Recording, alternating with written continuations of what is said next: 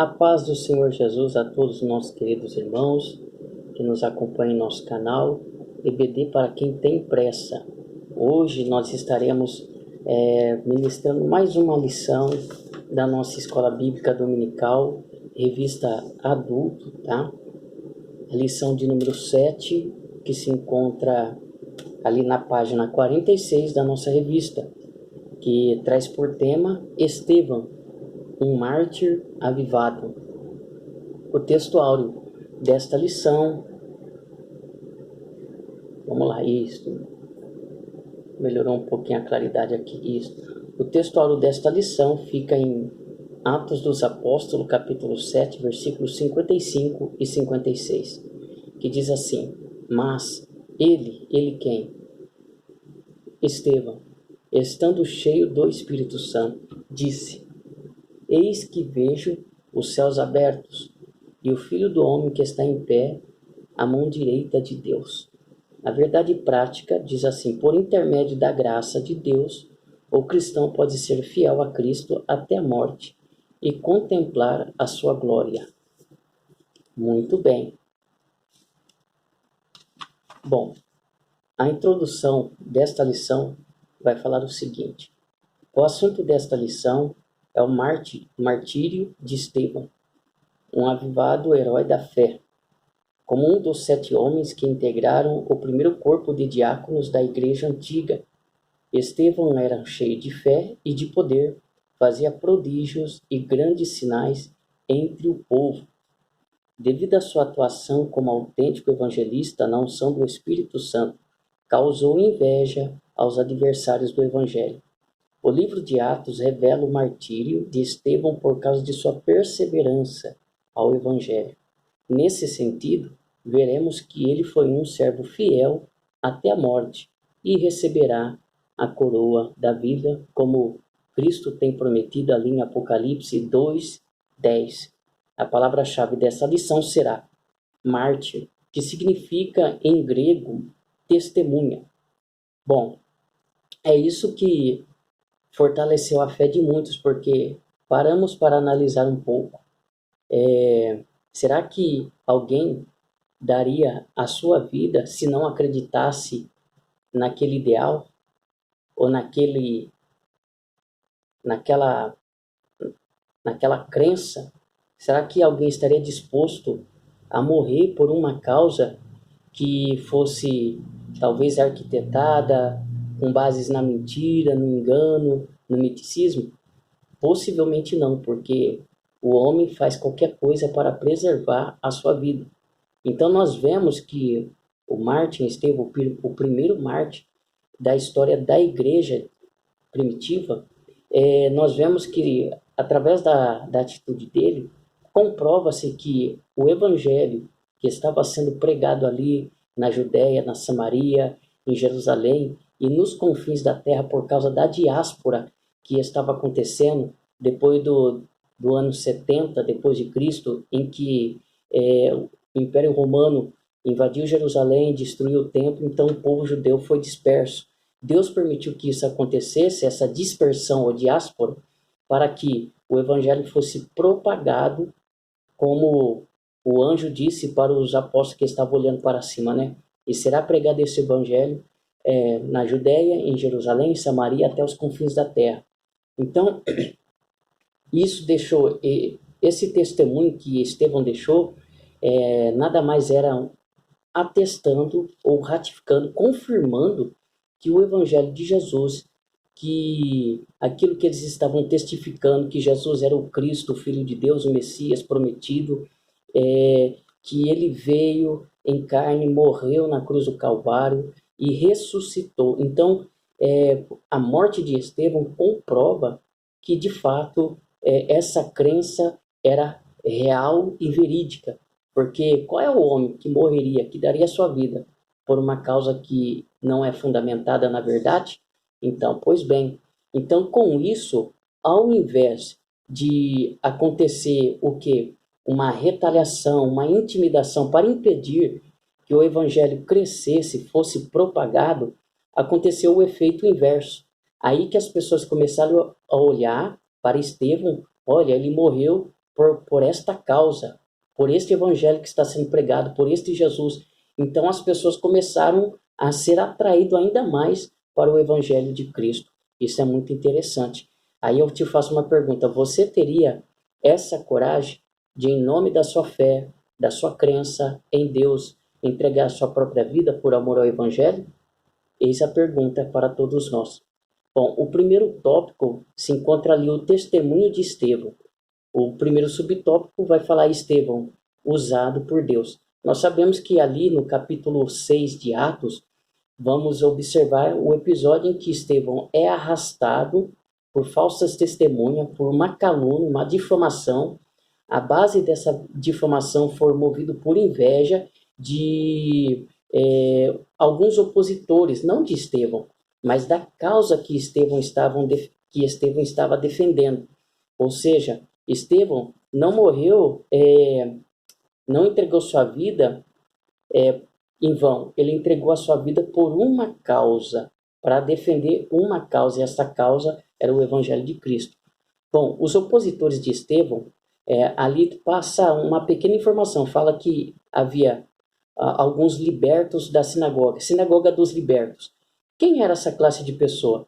Era constituída por escravos que foram receber alforria ou liberdade, né, ali do Império Romano, e que se tornaram judeus prosélitos, ou seja, aquela pessoa que tem origem gentílica, porém abraça a fé e a cultura judaica, se tornando um prosélito. O que acontece? Esse grupo de ex-escravos, que adveio do Império Romano, de várias etnias e culturas que se tornaram prosélitos, começaram a ter um certo ressentimento com Estevão e com sua pregação, porque Estevão estava fazendo a diferença.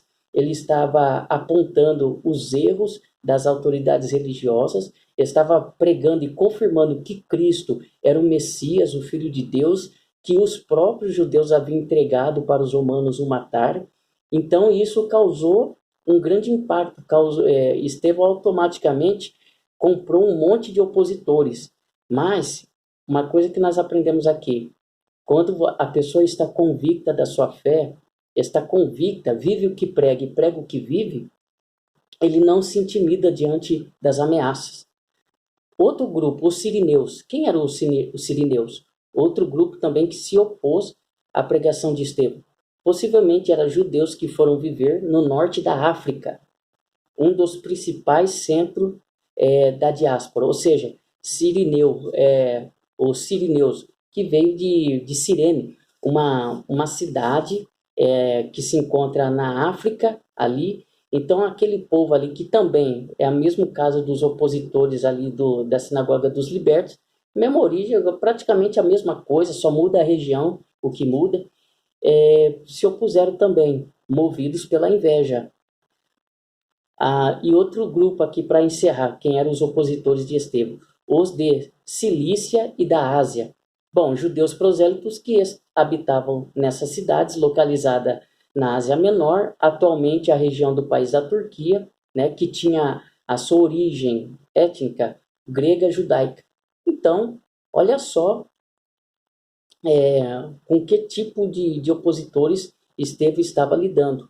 Com pessoas bem articuladas, com pessoas que tinham conhecimento, com pessoas bem influentes da época, e que infelizmente não aceitaram a mensagem de Estevão, porque Estevão mexia na ferida ali dos judeus, dos prosélitos, e ele foi arrastado por esse grupo de pessoas, movido por uma calúnia, uma difamação, ali diante das autoridades ali de Jerusalém, para ser julgado.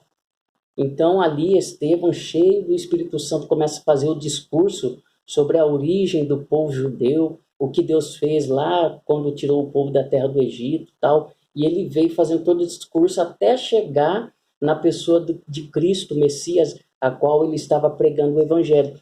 E ali ele fala que aquelas autoridades eram culpadas do sangue de Cristo, que havia entregue o Salvador nas mãos de ímpios para ser crucificado. Então as autoridades ficaram revoltadas, mas não conseguiram apagar a chama do coração de Estevão. Bom, o segundo subtópico, ali do primeiro tópico, vai falar uma covarde oposição. O terceiro subtópico vai falar a fúria dos acusadores.